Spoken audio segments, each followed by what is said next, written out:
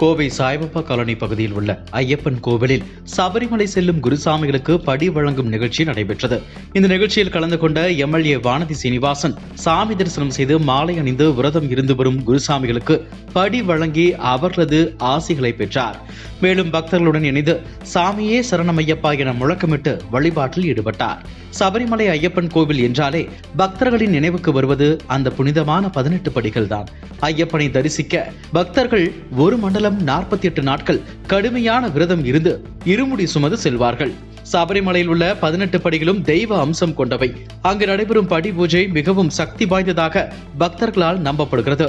இந்த படிகள் ஒவ்வொன்றும் ஒரு தத்துவத்தை உணர்த்துவதாக ஐதீகம் உள்ளது.